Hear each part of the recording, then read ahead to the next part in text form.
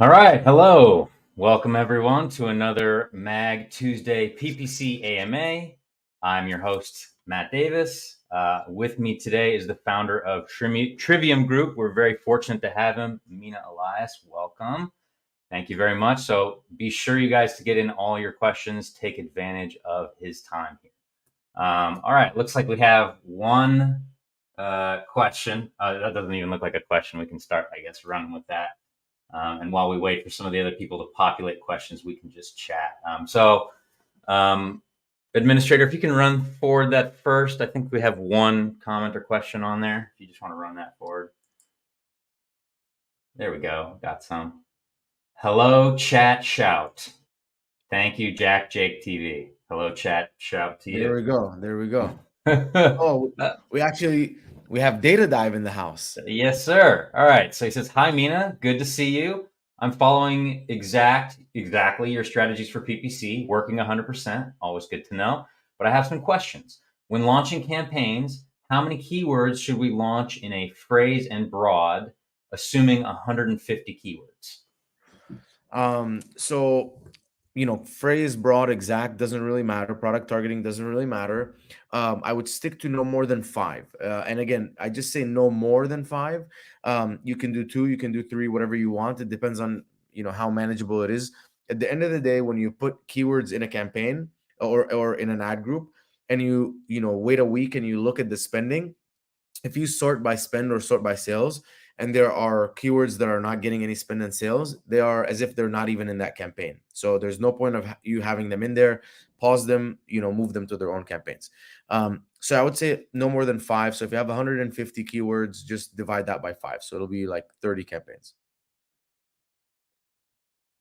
Matt, I can't hear you. Sorry, I muted myself there. Yeah, 100% agree with you, Mina, there. The only thing I would add, data dive, is if you're worried about organization, that's what portfolios are for, right? I think that's a common mistake people make when they want to try and stuff 100 keywords into a single campaign or ad group. It's because it seems unruly to create 30 campaigns, but that really is the best way to get the most testing for all those different keyword targets. And if you need sort of a shelf, right, to organize everything, that's what portfolios are best used for. Great question. Yep, exactly.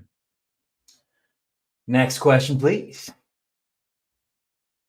Should I launch 150 keywords while launching campaigns? I feel like we kind of answered this question, but Yeah. No, I mean the only thing is, if you're asking like how many keywords should you launch, it just depends on your budget and your spending.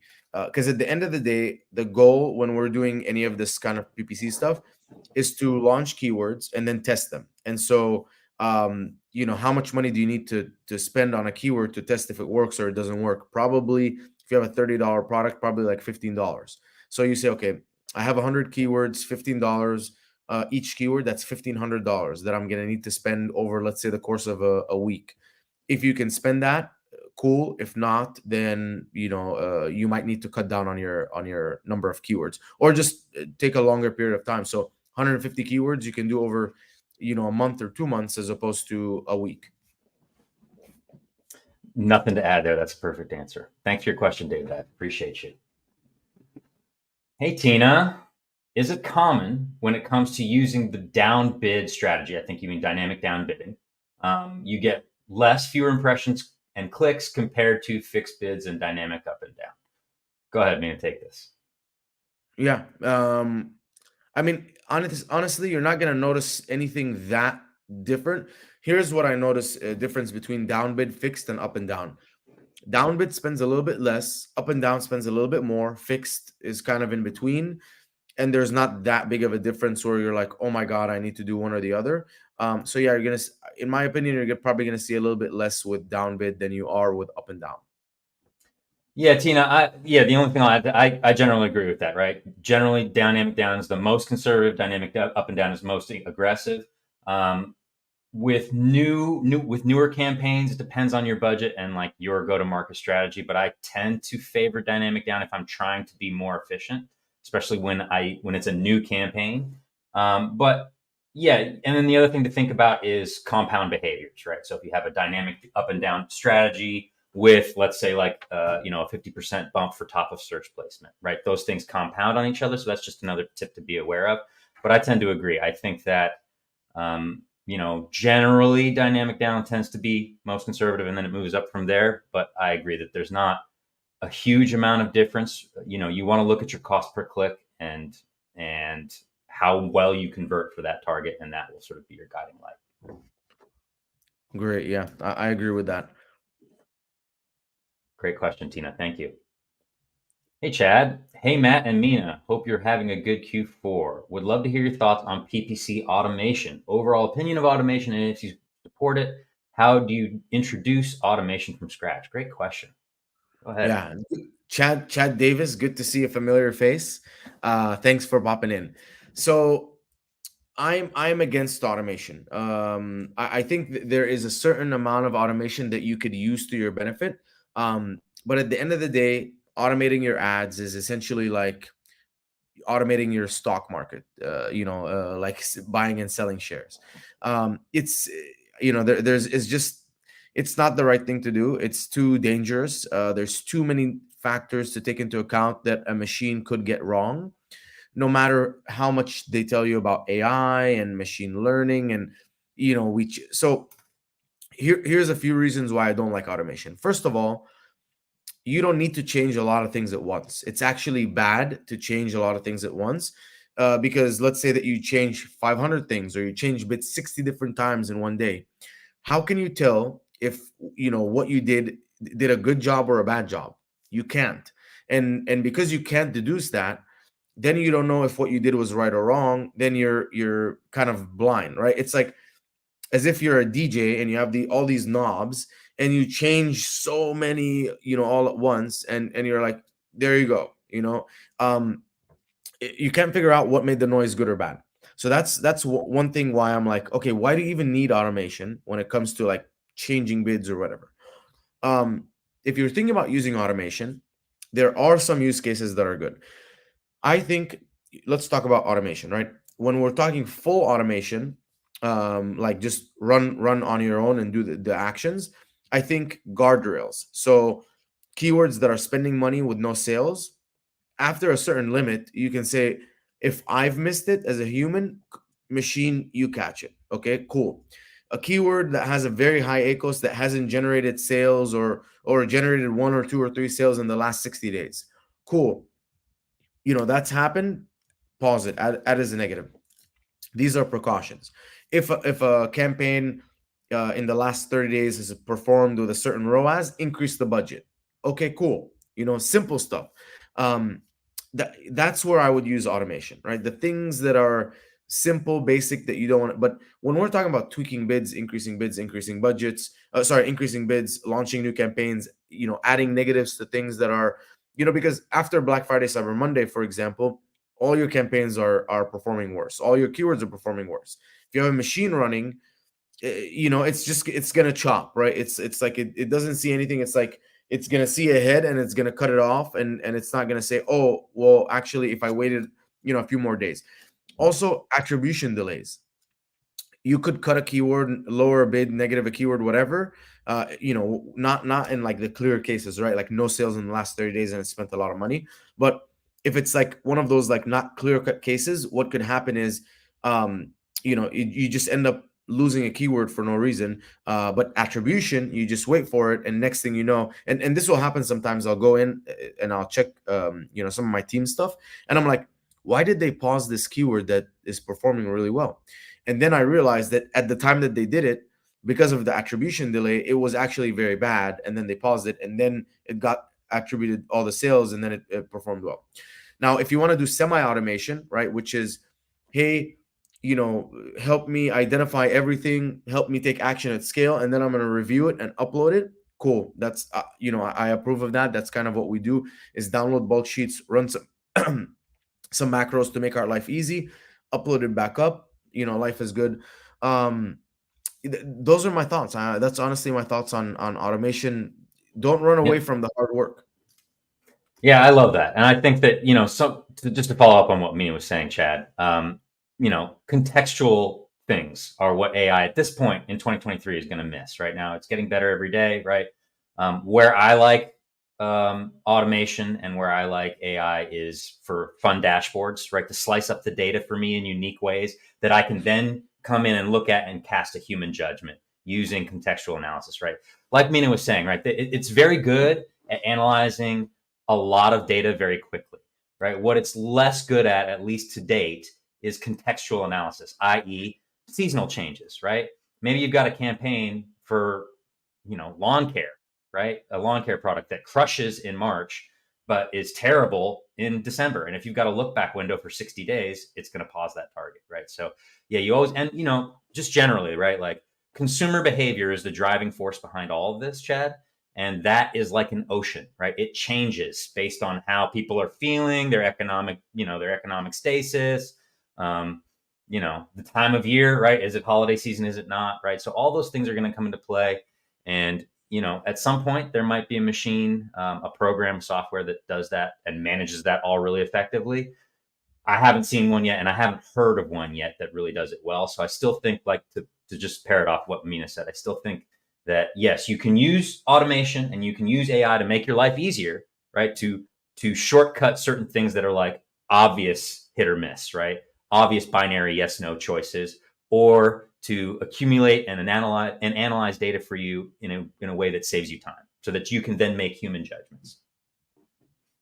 Good Agree, question. totally agree. I love that you mentioned that the market is like an ocean, because it's like it's always changing, and Constantly, yeah. you're adapting. And that's why sometimes like your ACOS is going to be higher, your ACOS is going to be lower, et cetera, et cetera. And it's just looking at like everything and just reacting and iterating, as opposed to it's this, people want to hear like if it's greater than 65% ACOS, then do this. And it's like it's never like that. No. And anybody who sells you, Chad, on like, oh, I'll come in, I'll do a one-time audit, I'll optimize your ads, and then you'll be good to go forever. Like, run full speed in the other direction from that person. Yeah. Great question. Chad says, Mina, I totally agree with this POV. Had a few bad experiences with automation. I tend to avoid. Right. I think it's a value add where you can add it to your tool belt as one of the tools that you use. Chad says, would your opinion change on automation if you were working an 8-figure account with 500 to 1,000 ASINs? I love the reco on using automation for the easy layups like negating keywords. Go ahead. Yeah, nothing would change. Nothing in my answer would change. It's actually going to be more valuable in terms of guardrails, because it's so big and you can't have eyes everywhere. But at the end of the day, for you have 500 to 1,000 ASINs, probably let's say 100 of them are generating most of the revenue, and you're going to spend If time on that. each one. Yeah. Yeah, exactly, if that, right? And you're going to spend time on each one, looking at it, studying it, figuring out what works, testing it, and then moving on to the next one. At the end of the day, like what you give energy to and what you water grows. You completely agree, right? That's what macros are for. And you're going to spend, the phrase I use, the sort of anecdote I use with my team, or the phrase I use with my team is, right, be a Wall Street Journal reporter, follow the money. So in terms of like follow your hero products, that will, and where your spend is going, and that will sort of naturally guide you to where you should be spending most of your time. But yeah, answer wouldn't change. That's what macros are for.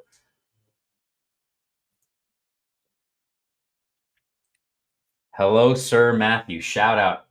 I see you again. Yeah, it's great to be back. 2 weeks in a row now, huh? Thank you for having me. Happy to be here. Vivu says hello. Have a good day. Thank you, Vivu. We hope you have a good day as well. We're happy to be here. LinkedIn user says, when you first get onto an account, what are you looking for? What are next action steps? Whew. How much time do we have for this answer? All right, go Yeah, I ahead. Take love your it. shot at it. That's a very broad one. Yeah, no, I'll tell you what I look for. So first of all, I look at the data, and if you guys haven't seen my dashboard, it's you just look up like analytics, Mina Analytics, you'll find it. But essentially, I'm looking at what's been happening in terms of spend, sales, click-through rate, conversion rate, sessions, cost of each session, and then profits. And I want to understand what's the direction, because it's going to help me take the next step. So the first step is going to be cleanup of the account, which I'm going to walk through. And then the step after that is going to be like, okay, do we scale or do we optimize for profit? Like, are we too bloated and we just need to keep cutting down spend? Or, am I only spending $112 a day and I can't go much lower than that? Let's go to 150 to 200 a day and scale. So that's the first thing, clear data. Next, let's talk about, PPC optimization. Portfolios. Do you have your portfolio set up right? Do you have at least, one portfolio for each parent ASIN, all your campaigns in that portfolio?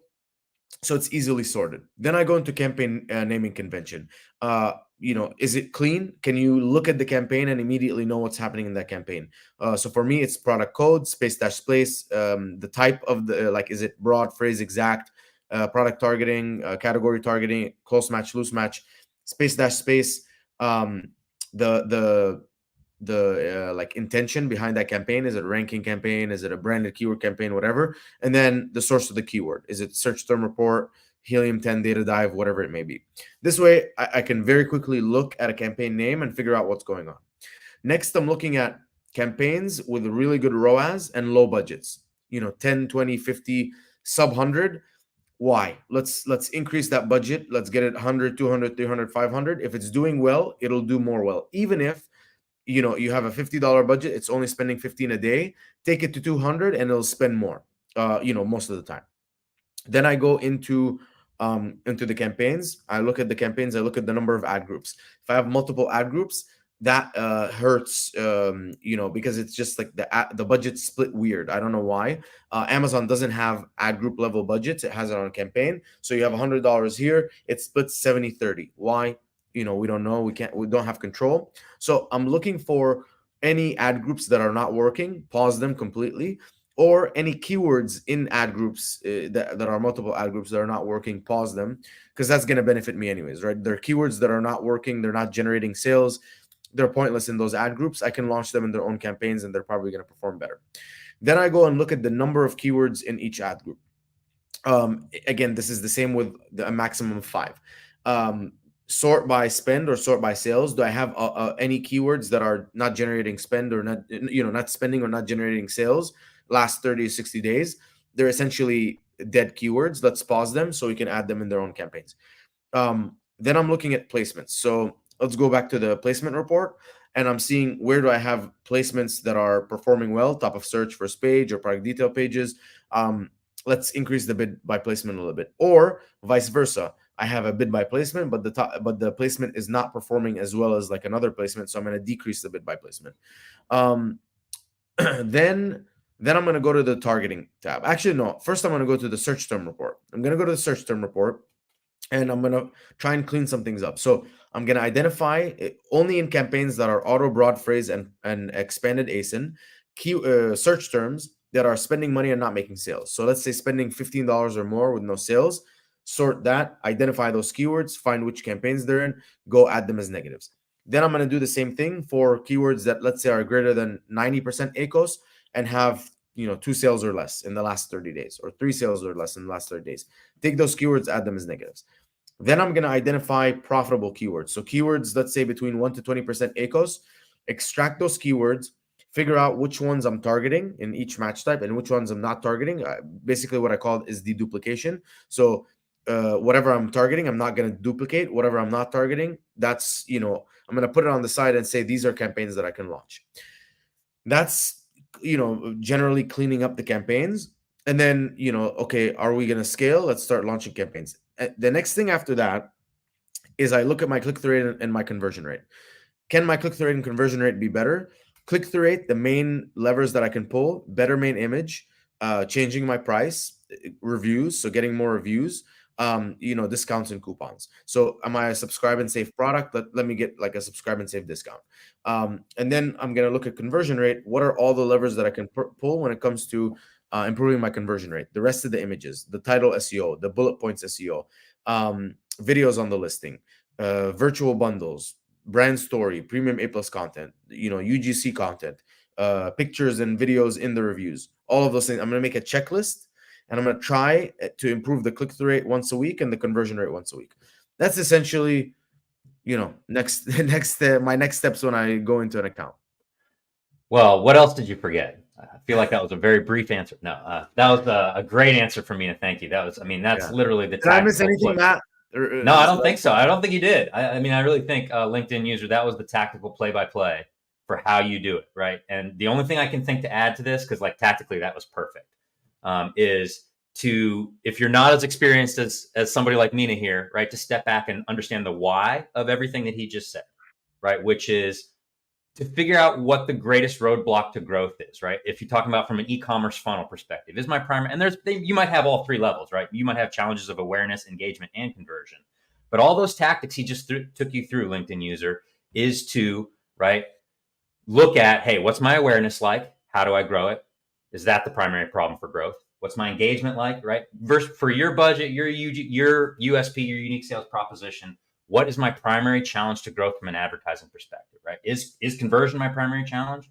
Is it engagement, which can be, looked at through stats like CTR, right? Is it awareness? You might have need to improve in all three, right? But what he just took you through is the tactical playbook for discerning the greatest level of need, what area of the funnel is the greatest level of need, and how to improve it over your first 14 to 30 days. Great answer. Great Awesome. question. Yeah, very good question. Nikki Sunio says, hi, Mina. Which is better for keyword match types when advertising? Broader phrase. Oh, I love this question. Go ahead.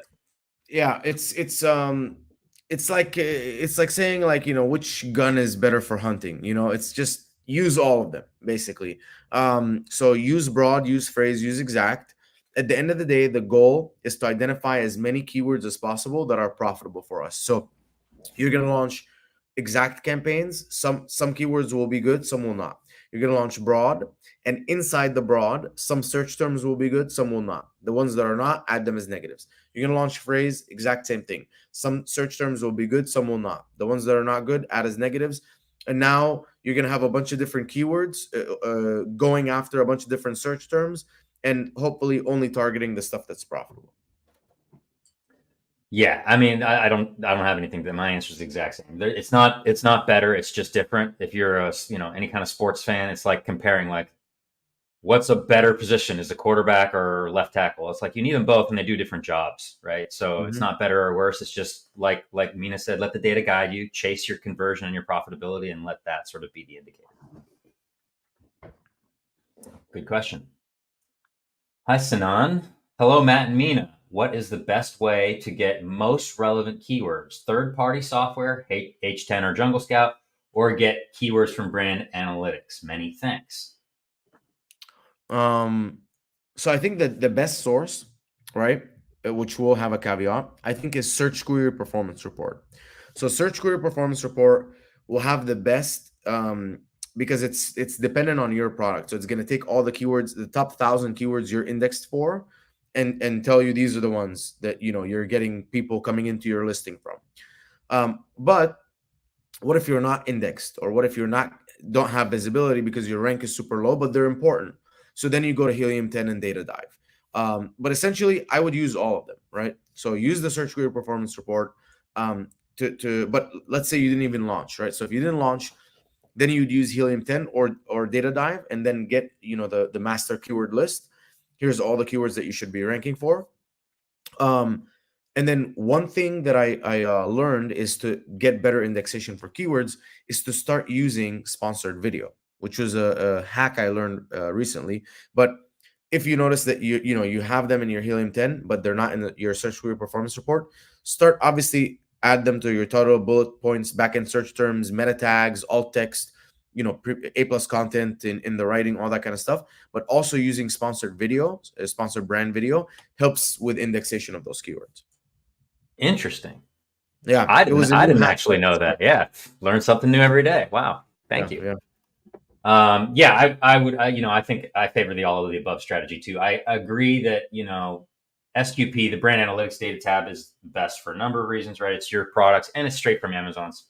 It's straight from the horse's mouth, so to speak, right? It's not a third party that's roughly calculating in some cases, right? Like how big the category is and what your BSR is, and then making a rough estimation on things.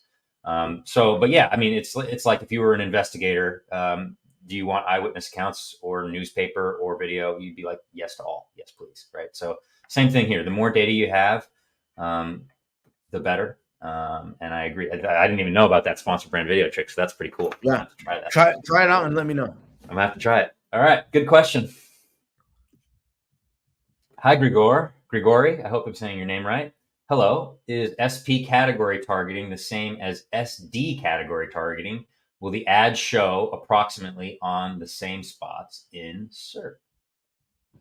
Yeah, sponsor products category targeting will show up in the product detail page, in like sponsor products related to this item, like under the listing, and then SD shows up in different spots, like the top bar on maybe inside next to the buy box, on the sides, at the bottom near the reviews. So they show up in like weird places and they look like they're ads, as opposed to sponsor products always looks like it's regular More product. products you might like, more like Yeah, this, right? Kind of thing. yeah, Yeah. it looks very natural. Let's put it that way. Yeah, Grigori, SP, SB, and SD never populate the same physical real estate on your search results, right? So that's one of the reasons when in some of the prior questions you heard Mina talking about, right, making sure you have proper campaign coverage.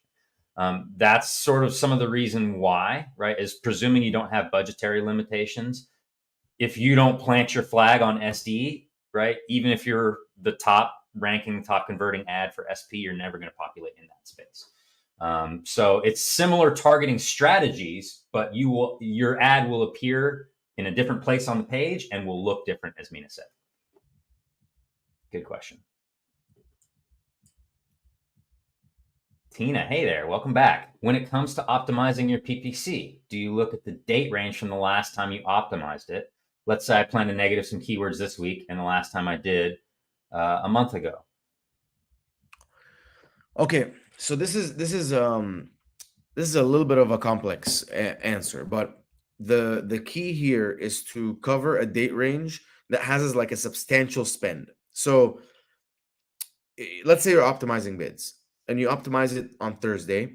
You need to give your keywords an ample amount of time to spend money so that you can then judge them again from the last time that you optimized them. So that's when it comes to optimizing bids. When it comes to negatives, um, it's the exact same thing. It's like, okay, how often do I need to check and how long do I need to check for? Because technically, like if it's negatives, you can always check back, like last 30 days, for example, and check every 2 days. But as soon as a keyword spends like a substantial amount of money with no sales or the ACOS is too high, you need to add it as a negative. So unfortunately, the answer is it comes down to the spending of the keyword, because you can check it every 2 weeks. If the keyword only spent $2.50, you can't judge it. So that's what it comes down to, spend, in my opinion. And then the time frames depends on when you did it and how long it takes for you to see enough spend to make a decision. Yeah, I would agree, Tina. Like when you talk about time to optimize, time between optimizations, you want to look at it as like time measured in impressions and clicks, as Mina just said, right? Like you need to measure it based on how much engagement it's had a chance to, right? How much interaction it's had the opportunity to have with consumers before you can judge it again, right? So but typically, just to sort of give you some broad strokes to follow, like if I'm doing an optimization, yeah, I will start. Typically, a time window that I'll pivot between is like 30-day, 7-day, and just see so I can have a sense of like more macro, where are we at? And then like last 7 days, how's it going? But yeah, Tina, it's going to be entirely dependent upon, because a week for a slow spending, like a new account with like one SKU, right? A week might not be enough time. Whereas if you're running a large enterprise account, a week might be way too much time in between optimizations, right? So it's really going to be dependent at the rate at which you acquire, like how fast your targets are acquiring traffic. Thank you for that question. Yeah, good question, Tina. Vivu says, I have a question that how can I improve the quantity and ranking of organic keywords? The ranking of my organic keywords is very low, while my sponsor keywords often rank on the above of page one, above the fold, I'm assuming you mean. Great question. Yeah, good question, Vivo. I mean, for me, the answer in this case is pretty simple. Your click-through rate and your conversion rate are just too low. Because if they were higher, if you're ranking high in sponsored, you will be getting a lot of clicks and conversions. And as a result, your organic rank will be going up because Amazon is going to be like, this is a product that, people who type this keyword and see this product convert on. You can double check in the search query performance report, but I'm willing to bet that you have low conversions. And reference your brand name, right? So if your brand name has 18% conversion, that means that 18 is amazing for you. So if you have like a 1%, you're like way less than your brand name, or maybe a 0.5%, means that you have a conversion problem. But just by looking at this question, I can tell you probably have a click-through rate and conversion rate issue. Yeah, I would agree, right? Like it's now more than ever, sponsored and organic ranking it's a conversion engine at the end of the day. Amazon really just wants to provide the customer with the best shopping experience, and they use conversion as one of the primary drivers that they look at. They look at a lot of data points, but that's a prime one. And so if you're converting, there's not too much concern in terms of how they got the sale, whether it was organic search or an ad, right? So I would say, yeah, that means that you need to dig into your CTR and your conversion. SQP is the best place to do that. That's the only reason, because if you're doing, it's unusual to do really well to have a high sponsored rank for something and a low organic rank. So yeah, dig into that. Good question. Let's keep them rolling.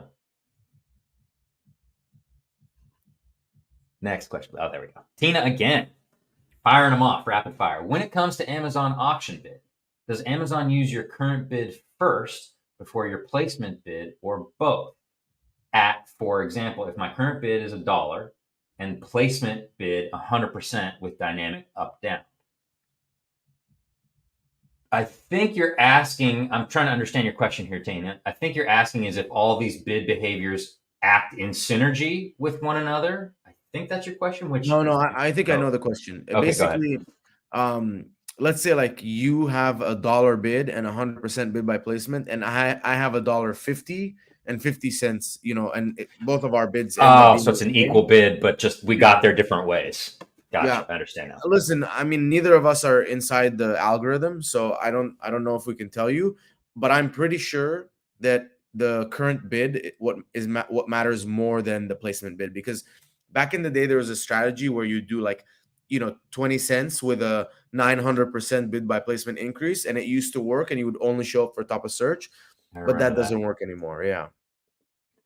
Yeah, no, I again, yeah, I don't even think there's any single person at Amazon that could show you the entire inside of the A9. But yeah, that's my feeling as well. As default bid is what they look at first. But again, let the data guide you in that specific context, right? Like you'll know if you're bidding high enough based on the rate of accumulation of impressions, and you'll know if you're doing well on that bid based on, is my CPC and conversion rate tenable based on my sale price, and what does that equal for my ACoS, right? And you can let those data points drive you. That sort of what happens in the event of a tie thing is no one knows, right? Yeah, it's an interesting thought discussion, but it's not going to ultimately like win you the day or lose you the day on your ad strategy. Good question. Hey, Jaleel. Ooh, two-parter. Okay. What is your opinion on using broad match and broad match modify for the same keyword? Would this be redundant? Should we run one, and if we get good data over the next month or so, then run the other? I'm just trying to get a gauge on if running both is hurting more than helping the overall ranking search performance, and if it can cannibalize each other. Ooh, I love this. Yeah, this is a tough one. I think for broad, you're fine because you're not duplicating. And I think, so here's what I've seen.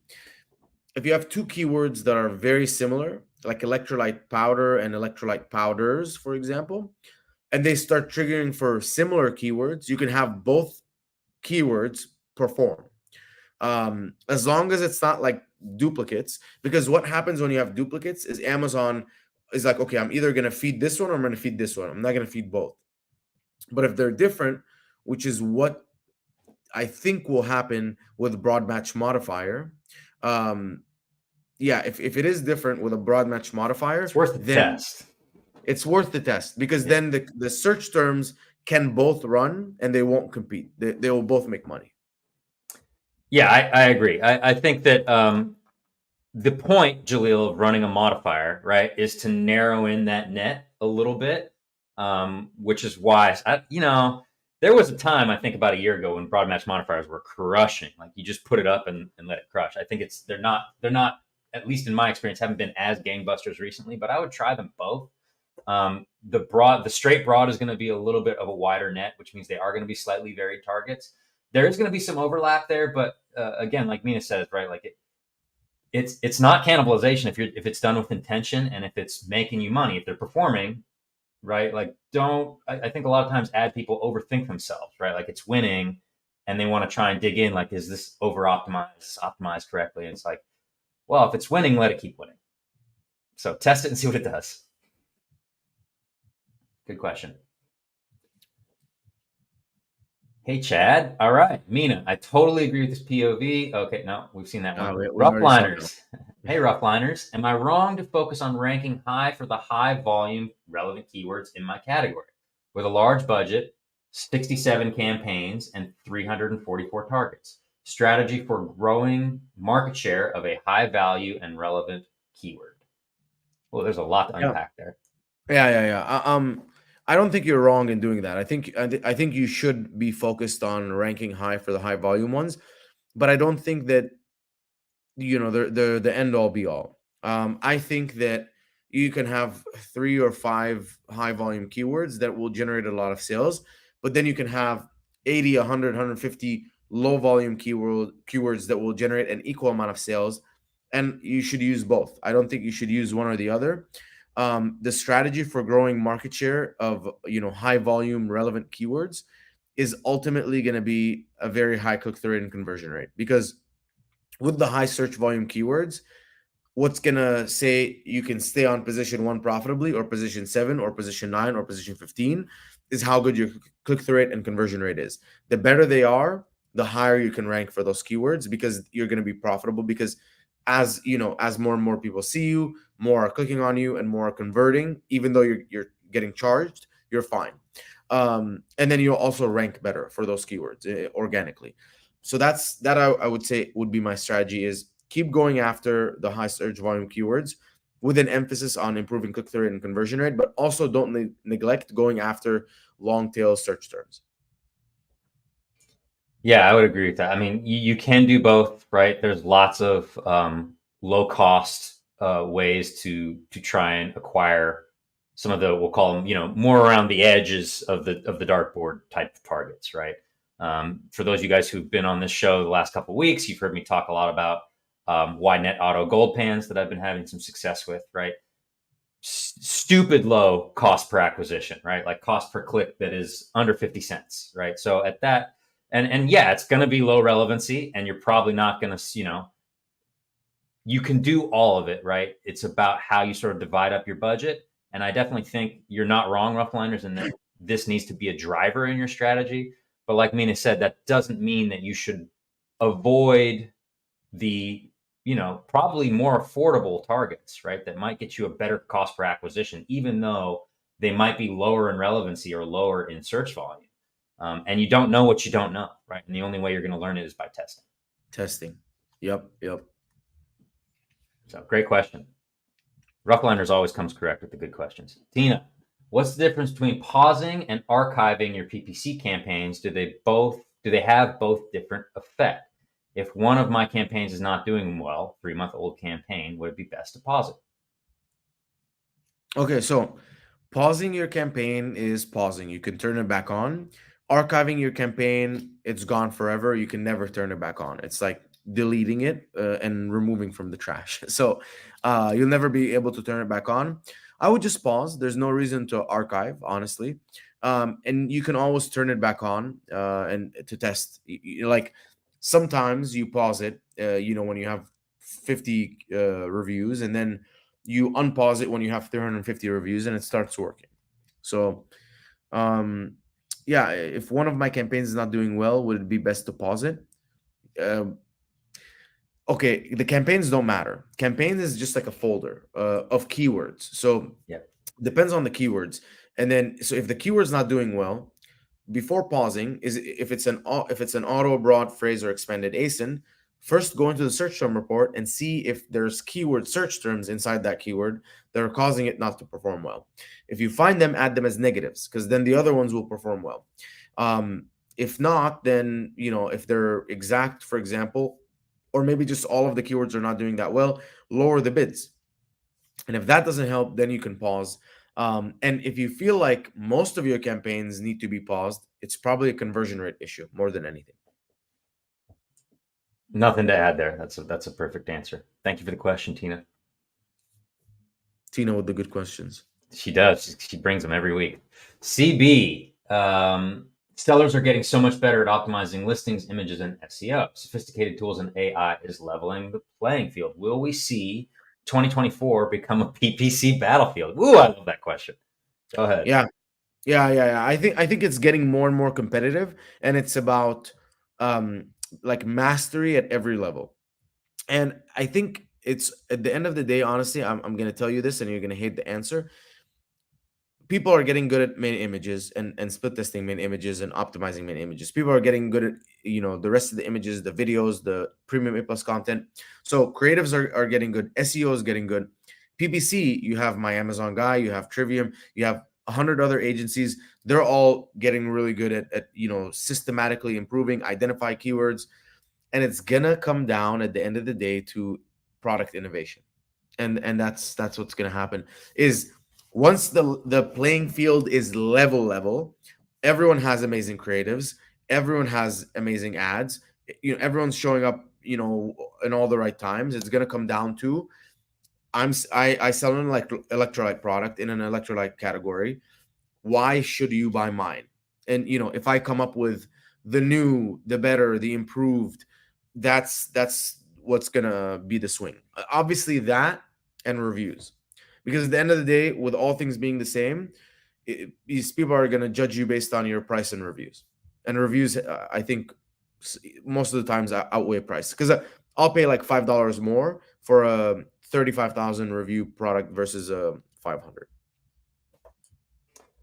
Yeah, I mean, I think that, right, see, to add on to that, right, like Amazon business, people spend so much time focusing on the Amazon that they forget about the second part of that, which is business, right? It's ultimately Amazon is just a vehicle to bring your products and services to more people, right? That's all that Amazon does. So having a compelling, unique sales proposition, right? A product people like at a price that's reasonable is still always going to be your best way to high conversion and therefore to high ranking and good reviews and all the other things that Mina listed, right? So having a quality product, bringing a quality product that people find value in is really important, as it always is and always has been in business.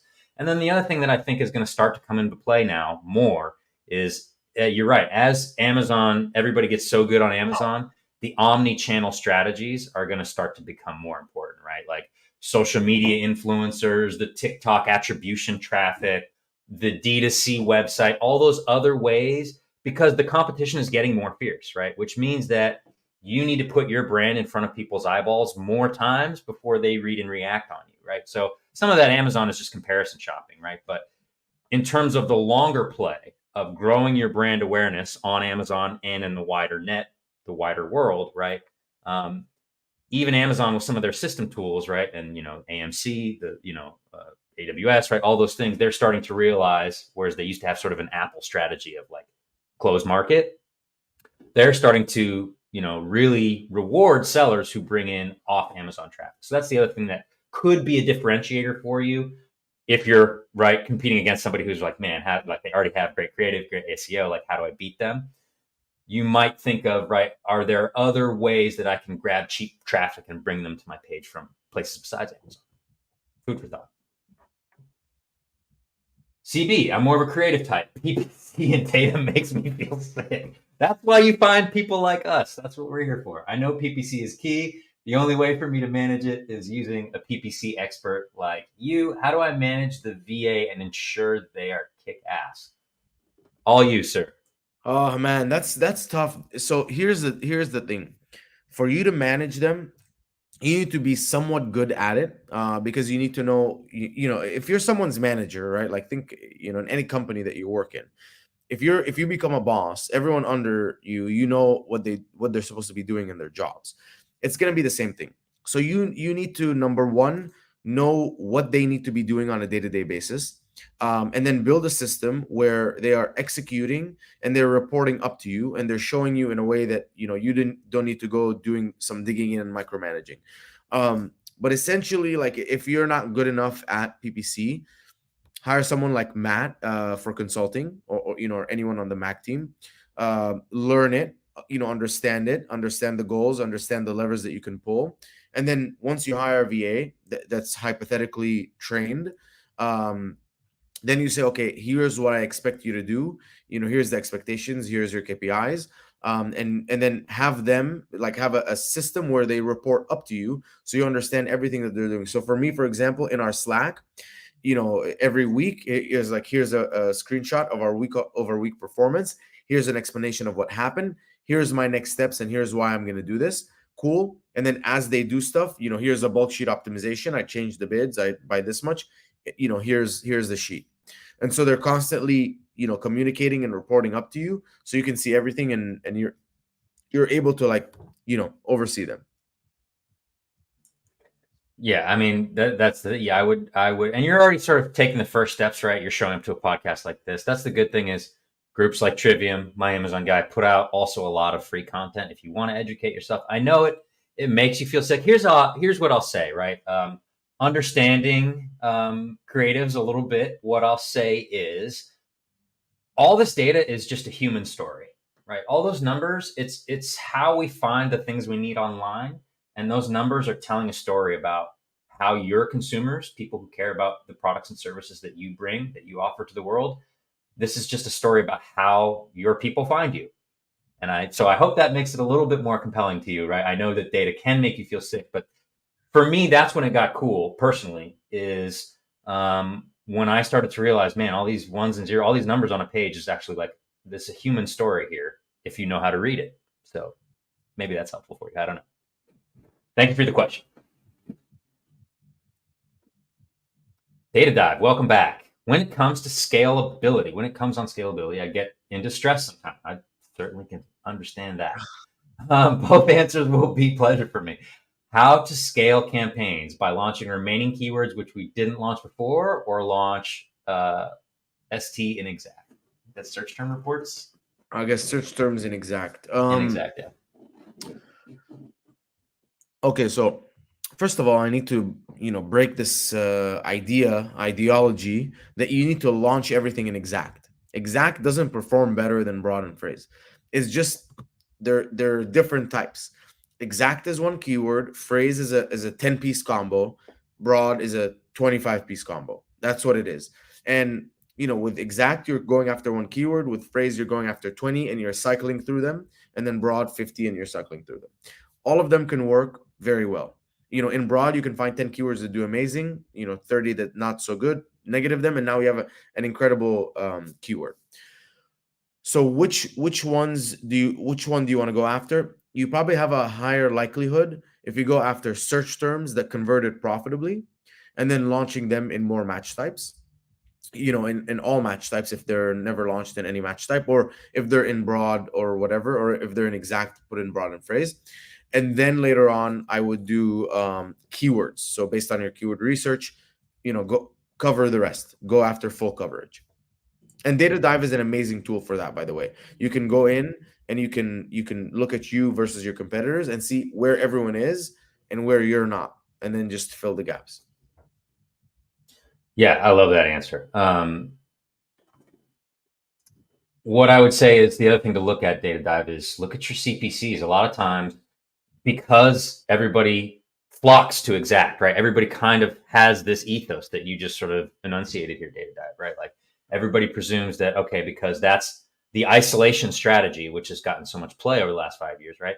Everybody runs to the hyper relevant, high volume exact term, right?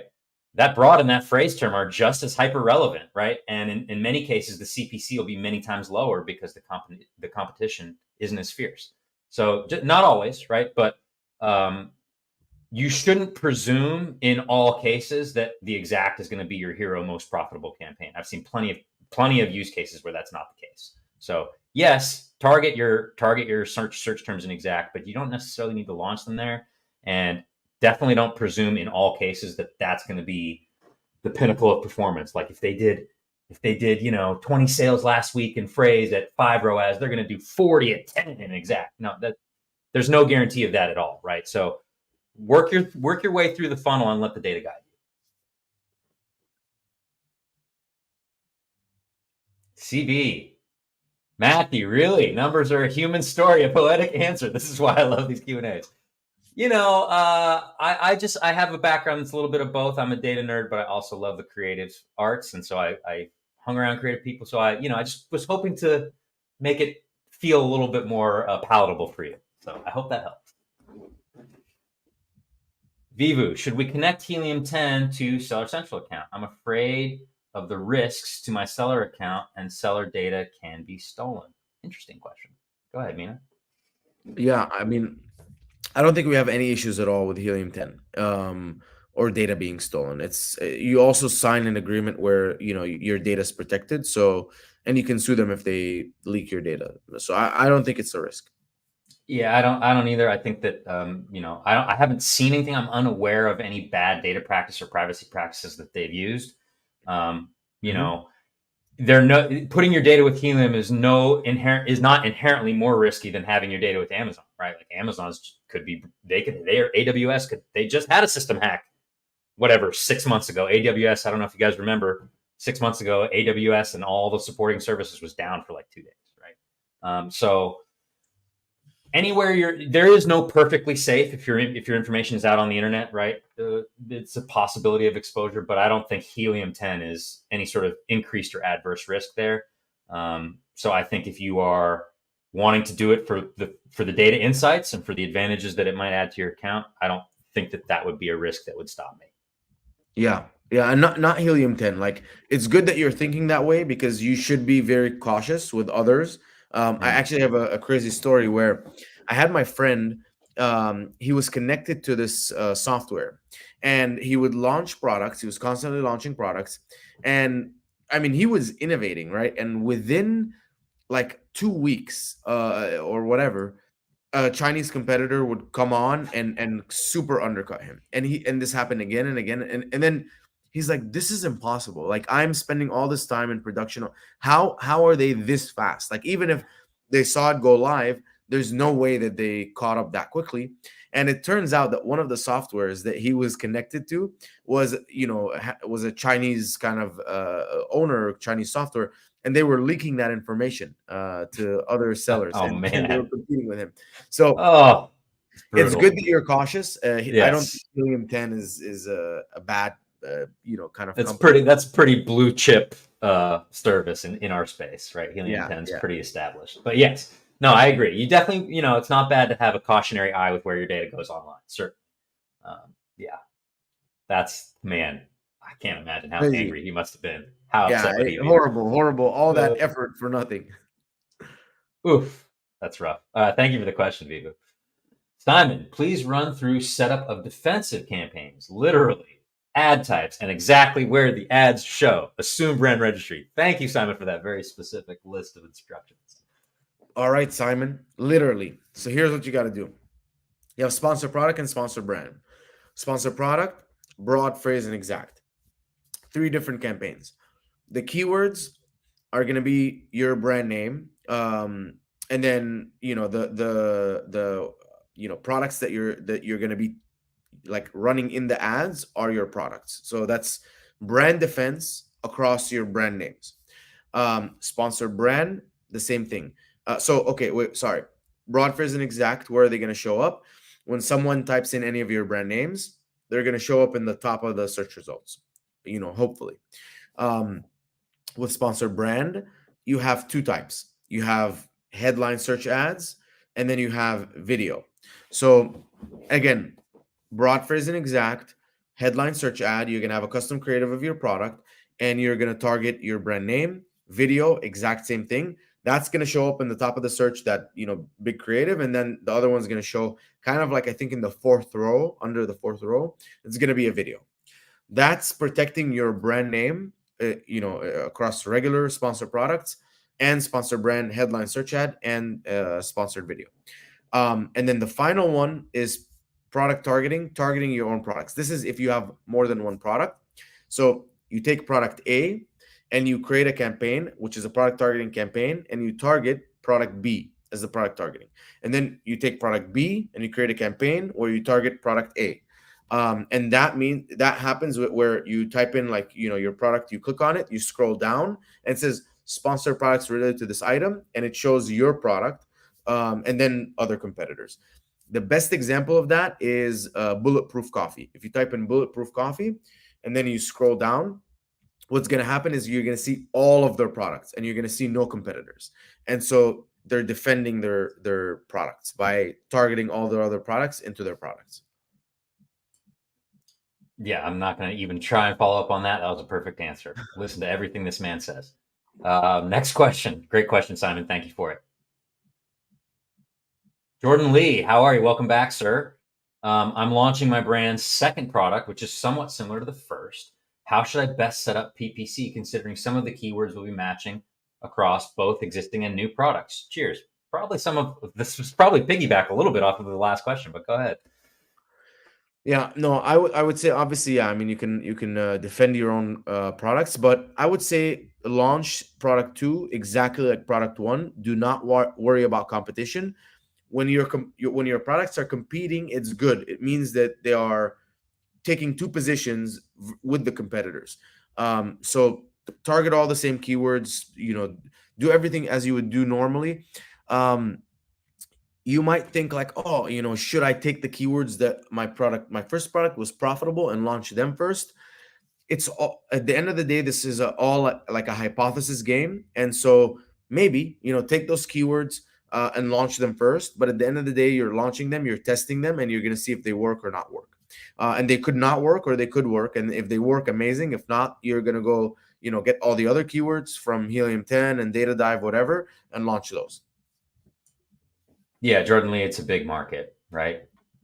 Target what's relevant for that product, irrespective of what other products you have that might be similar, right? Like Mina said, it just means you'll occupy another brand position, right? There's in almost every category, there's plenty of meat on the bone for more than one product, right? So there's plenty of market share to be grabbed.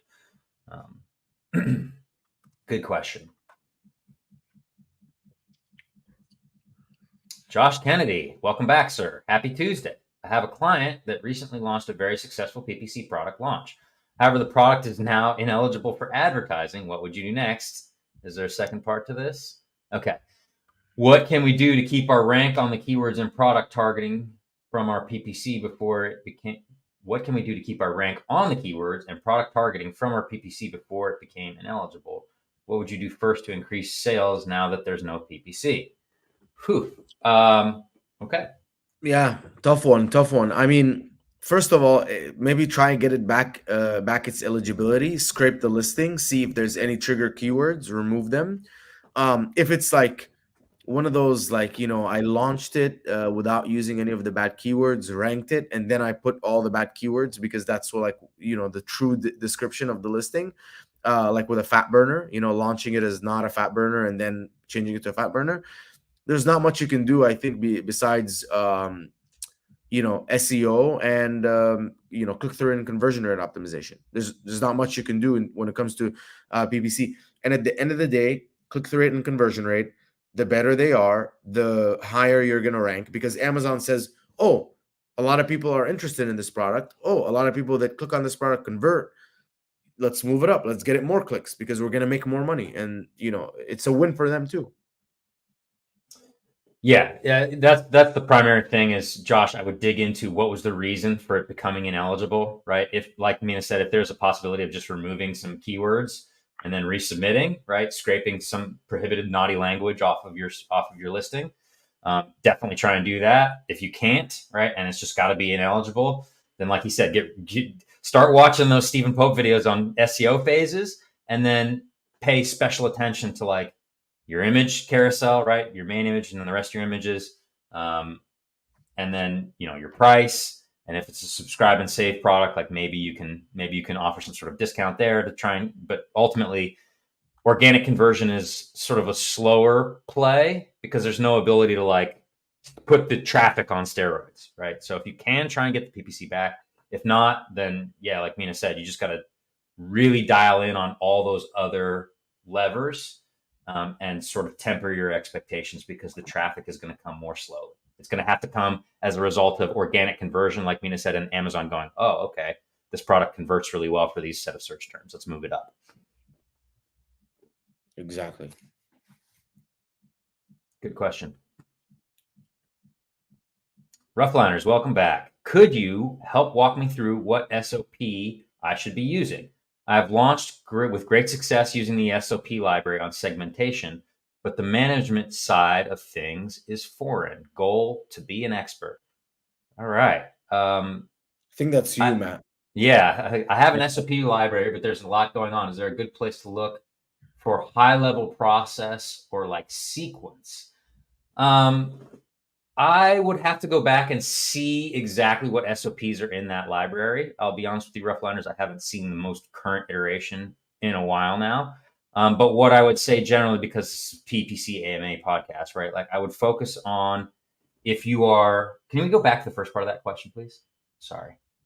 Make sure I'm answering the question he asked. I would go through like if you have existing advertising, right, and you're trying to sort of figure out how you're doing on ads, I would go through like one of the quick advertising audits, right? The advertising audit SOP or the it's like audit in under 30 minutes SOP, right? Where it's going to give you high level. The management side of things, again, I'd have to dig in on sort of what specific question you need help with there. But what I would say is sort of like we were saying earlier in the show, right? Focus on, okay, what does winning look like to me, right? Meaning this ad strategy thing goes swimmingly in 90 days. What are some of the numbers? Let me get a range of what success might look like to me. What is my budget, right? And then so back into what winning looks like, and then what's the largest problem I'm trying to solve, right? Is in general my problem a conversion issue, right? And then why? Are my images good, right? Like you want to sort of dig into the number one problems you have to solve.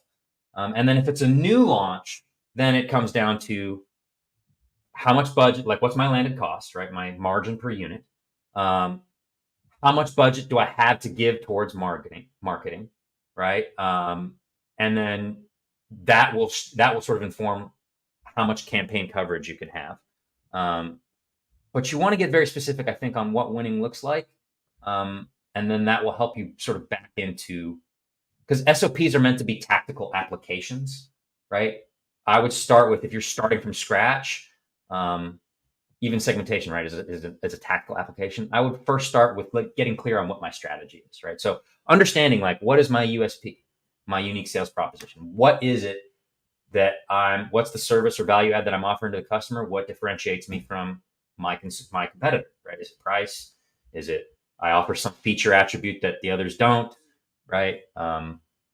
What is it? And then leverage that. And that will, I know I'm being vague here, but I would just say, right, like new product is going to be campaign coverage. Existing product, see what the data says about how I'm doing right now, where I'm winning, where I'm losing, and pull hard on those threads. What do you think, Mina? Yeah, no, I think that's good. I think a big part of it is also like having your own frameworks. So for me, if you haven't watched, like try and find the video with me and Kevin Sanderson in one of the PPC masteries where I talk about scaling and optimizing. So the bulking and cutting, I think phases, which is basically the framework is, generally I'm either going in one direction, which is scaling, so scaling revenue at the cost of everything else, and the other direction is optimizing for profit. So optimizing, maybe losing revenue for the sake of increasing my profits. And then when I'm scaling revenue, and I'm always operating in one of those modes, I'm either scaling for revenue, so identifying new keywords, launching them, testing them, increasing bids, gaining more coverage, identifying search terms or keywords in the search query report that I have good conversion, low impression share, low ranking, increase my ranking, get more visibility, more coverage. And then the other half is optimizing for profit, lowering bids, adding negatives, lowering bid by placements, getting more conservative, only keeping what's working, and eliminating everything that's not, my profits go up. And then the final phase, I like to plateau for a bit, take in those new profits that I gain, but also that's the time where I keep ad spend the same, and I try and test and improve click-through rate and conversion rate, main image split test, price test, premium A plus content test, SEO, brand story, whatever it may be. So that's a framework to follow, and then the SOPs are inside of that. So it's like, okay, scaling, increasing bids, increasing budgets, increasing bid by placements, launching new campaigns, launching different types of ads like sponsor brand and display. That's SOPs within that framework, optimizing SOPs within that framework. Click-through rate and conversion rate optimization, again, SOPs, main image split test, do this, rest of images, do that, video, do that, SEO optimization, do that. So that's the way I would think about it. And then Matt touched on something like super crucial. You want to think of Amazon as a funnel, and understand the metrics and the levers that you can pull at every stage. So the funnel is, you you have a product, right? You need visibility. Visibility is defined as impressions. So by launching campaigns, you're getting impressions, and that's the top of the funnel, just people seeing you. And then a certain number of those people will click on you. That's determined by your click-through rate. And then once those people are in the listing, a certain number of those clicks are actually sessions. So if you have too many clicks and not enough, or like your sessions to clicks ratio is not that good, you have like 3 times clicks for the same sessions, you're saturating your positions. You have, for the same keyword, you have a sponsored product, sponsored brand, and organic ranking, and you're getting too many people. So now that you have sessions, a certain number of those sessions in the funnel convert into sales. That's dependent on your conversion rate, and then you have all the factors that can influence that.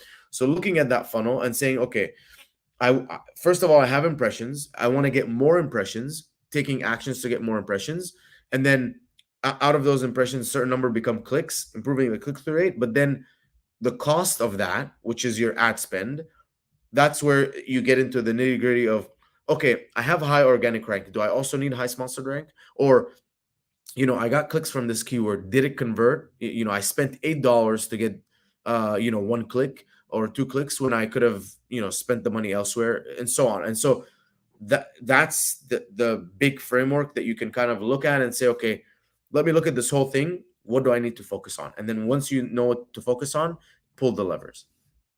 Yeah, that's a great answer. The other thing I would say, for going back to the SOP library specifically, the bulk sheet stuff can help you if management is something that you're struggling with. And then I would say snapshots, right? Snapshots in time. Download your ad report weekly is something that we do, just as a matter of course, right? Just because after 65 days, right, that data goes away. You want to be able to look back and see where you've been, especially also like if you have campaigns that maybe aren't running anymore, right? It's harder in some cases to sort of see where you've been on a macro timeline with the API as it is, with the campaign manager as it is, because everything we do in terms of optimization is like a 60-day time window or smaller, right? Other than like occasional seasonal look back. So I would say, have a process for seasonal look backs, right? And every so often sort of step back and, right, again, what does winning look like to me? Am I on track to hit that? If not, what part of the funnel, like Mina said, what part of the funnel is primarily failing me, and what levers exist at that funnel for me to try and change the calculus? Hope that was helpful. Sorry I didn't have a specific SOP. I actually haven't been through that library since, it's been like a year now, so I'm sure it's changed since the last time I looked at it, Roughliner. Sorry, I can't give you a more specific answer on that, but hopefully that was value add. Hey Tushar, what will be your approach when running campaigns with a low budget in sheet set category?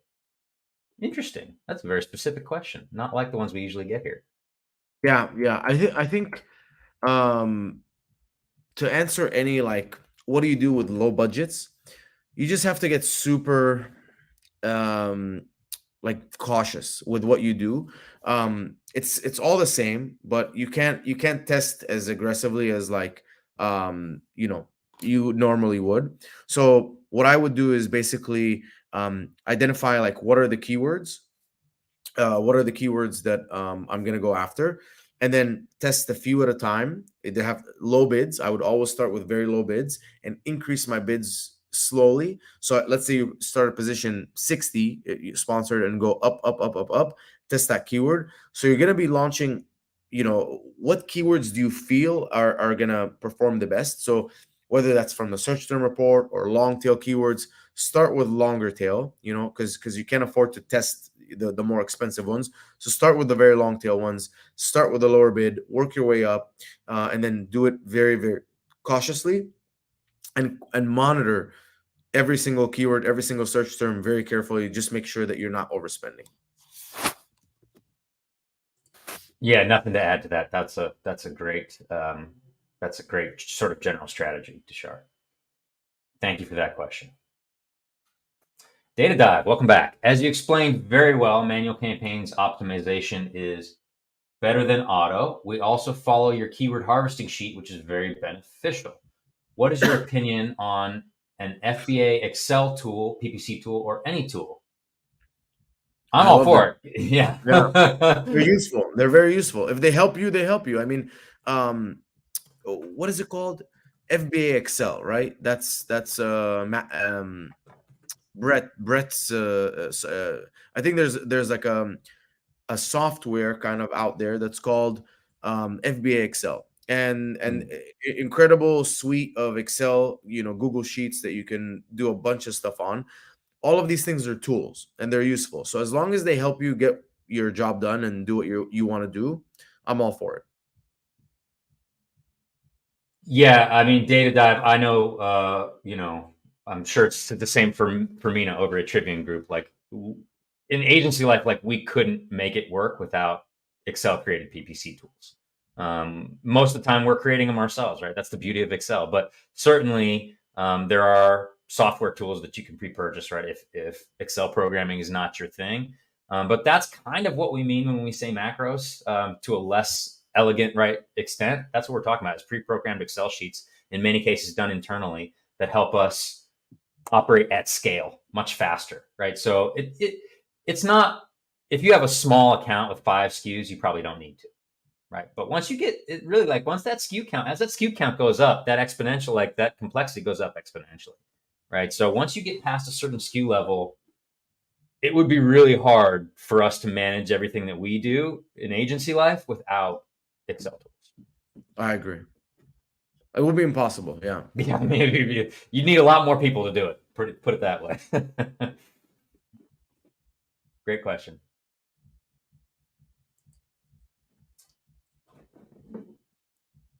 I think we got time for one or two more, and then I'll do my wrap up spiel, and we'll have to end the podcast here. So let's get maybe 2 more questions if we can, Allie. Leo the Shiba. Hi, PPC gurus. Hello back. For weekly optimization on matured products, with so much data, what reports and time frame do you mostly focus on? I feel like data can be skewed on so many different reports. I love that question, and you are so right. Go ahead, Mina. Yeah. So the focus is, I like to skip the last 3 days or more if I can, but usually it's hard, right? Because you need to take action.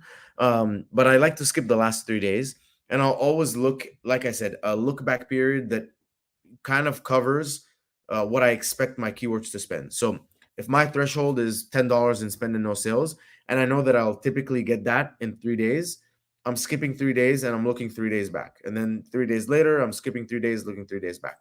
Um, and I'm hoping that the change that I made, then when I'm looking later on, I can see the effect of that change. But that's essentially it. Like, it's skipping the last 3 days for attribution and making sure that whatever period I'm taking has enough time in it that my keywords have actually spent to a substantial level where I can make a decision. Yeah, I mean, I agree. That's a common thing that you got to watch out for, right? Is attribution. I typically do the same thing. I will go 72 hours before whatever day I'm working on to make sure that I'm capturing all my data. And then, Leo, I will oscillate most of the time. And this is just a broad stroke. I think what Mina said about applying a time frame based on your approximate traffic rate of traffic acquisition based on how much you want to spend. That's probably a more precise way to do it than what I generally do. What I'll generally, because I'm popping around through multiple accounts, right? So I will typically, like Mina said, look back 3 days prior and then move back, and then I'll oscillate again, like I was saying earlier, between like a 7-day window starting 3 days ago and then 7 days prior and then 30. Not always, right? There are many cases, many specific examples where I'll do a 3-day, like if it's an enterprise account, that might even be too much data, right? Or it might be, right, I need to slice it down larger, or right, in some cases, I'm trying to figure out what happened last year, and then I'm like trying to pull reports from a year ago. So there's always exceptions, but generally, as a broad strokes type of thing, 72 hours before the date I'm looking at, and then I'll oscillate from 30-day look back to 7-day look back, just because I want a sense of, like you're saying, Leo, it can really, like the effectiveness of different targets can really be skewed based on the time window that you capture, right? Because like we were saying earlier at the top of the call, it's like an ocean, it changes. So 7-day, 30-day, I like to get sort of a multiple sense for that reason. Like, okay, macro, what's happening? And then, okay, more micro, last really recent, what's happening? And that I feel gives me a better sense of perspective. But yeah, there's no hard, fast rule. You're going to have to play with those windows a little bit until you feel like you have a good sense of what's happening in the account. And that answer might be a little bit different for you than it is for me. But what I would say is play with it until you feel confident. Good question. All right, let's do one more quick one. Oh no, I think we got to actually wrap. Sorry, guys. Running out of time. You know, founder of the Trivium Group is a busy man. He's got to keep it moving.